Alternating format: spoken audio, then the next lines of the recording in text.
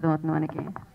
Yeah, మామూలుగా సినిమాల్లో పోగొట్టుకున్న వాళ్ళని చూసాం కానీ నేను ఐస్ క్రీమ్ అప్పుడు ఒక ఉంగరమే చూశాను, దాని తర్వాత 5 ఉంగరాలు చూస్తున్నాను.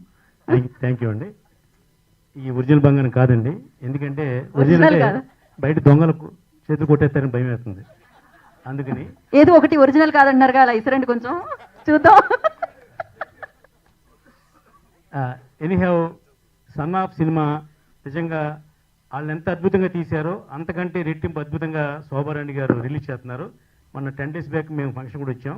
ఎందుకంటే హీరో కూడా ఎక్కడ కాంప్రమైజ్ అవ్వకుండా మొన్న పర్లా కమిటీలో రోడ్ షో చేశారు.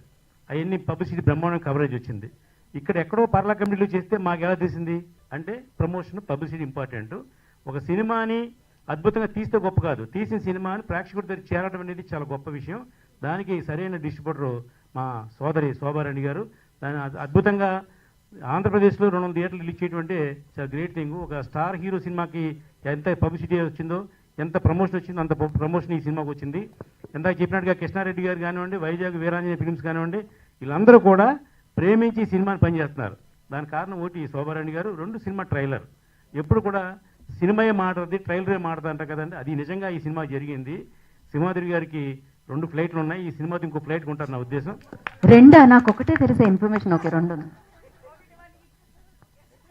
కాబట్టి ఒక మంచి సినిమాని శోభారాణి గారి చేతిలో పెడితే డెఫినెట్గా న్యాయం చేస్తాను, దానికి నిదర్శనం ఈ సినిమా. రేపు అతి త్వరలో నాయకు కూడా 15 సినిమాలు ఉన్నాయి.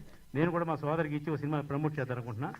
ఖచ్చితంగా ఒక మంచి డిస్ట్రిబ్యూటర్కి ఇస్తే సినిమాకి న్యాయం జరుగుతుంది అనేది నిదర్శనం మాత్రం ఇది. ఈ సినిమా మన పెద్ద డిస్ట్రిబ్యూటర్ దగ్గరికి వెళ్ళలేం, వాళ్ళు ఎలాగ మనకి న్యాయం చేయరు. ఈ చిన్న డిస్ట్రిబ్యూటర్ అయితే మనకి తప్పనిసరిగా ఆవిడకున్న రిలేషన్స్తో అందరినీ రిక్వెస్ట్ చేసో డిమాండ్ చేసో థియేటర్లు ఇప్పించగలదు. అసలు మనం ఇంత కష్టపడి పబ్లిసిటీ చేసినప్పుడు అన్ని థియేటర్లు ఉంటే ఏదైనా 4 థియేటర్లు ఫుల్ అయినా కూడా మనకి హ్యాపీగా ఉంటుంది. కాబట్టి ఈ సినిమా సక్సెస్ 100% జరుగుద్దని మనస్ఫూర్తిగా తెలియజేస్తున్నాం. అలాగే మన శోభారాణి గారు ఆఫీస్లో పూజా కార్యక్రమం చేశారు. ఆ పూజా కార్యక్రమానికి బ్రాహ్మణులు కొంచెం లేట్గా వస్తే ఆవిడే పూజ చేశారు. మా సాయి వెంకట చెప్పాడు, అసలు ఒరిజినల్ బ్రాహ్మణులు కూడా ఇంత గొప్పగా చేస్తారని ఊహించలేదు మేడం, చాలా బాగా చేశారండి. అలాగే ఇప్పుడు మా యాంకర్ గారు అరగంట లేట్గా రావడం వల్ల ఆవిడ యాంకరింగ్ చేస్తున్నారు. కాబట్టి మీరు మీ సీట్ పోగొట్టుకోకూడదండి, మీరు టైంకి రావాలి. అదే ఇప్పుడు నాకు అదే అర్థమైంది, నేను ఖచ్చితంగా టైంకే రావాలనుకుంటున్నాను నెక్స్ట్ టైం నుంచి. ఎందుకంటే నెక్స్ట్ మళ్ళీ మీరు ఉండరు. కరెక్ట్, అదే అర్థమవుతుంది నాకు. పరిస్థితి అర్థమైంది. ఈ సినిమా హీరో హీరోయిన్స్ కి ఆల్ ది బెస్ట్ చెప్తున్నాం. డెఫినెట్ గా మనం 27 తారీఖు సినిమా రిలీజ్ అవుద్ది. మళ్ళీ 30 తారీఖు సక్సెస్ మీట్ పెట్టమని శోభారాణి గారికి చెప్తున్నాం. మళ్ళీ సేమ్ గెస్ట్లు మా ఆర్కే గౌడ్ గారు, మా సాయి వెంకట గారు, మేము అందరూ వస్తాం.